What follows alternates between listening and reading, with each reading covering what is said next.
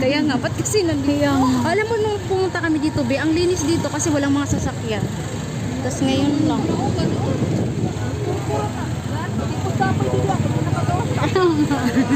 Mamaya.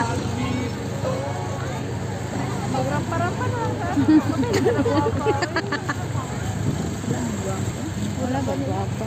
Kamusturan man yan. Natanawar ako doon.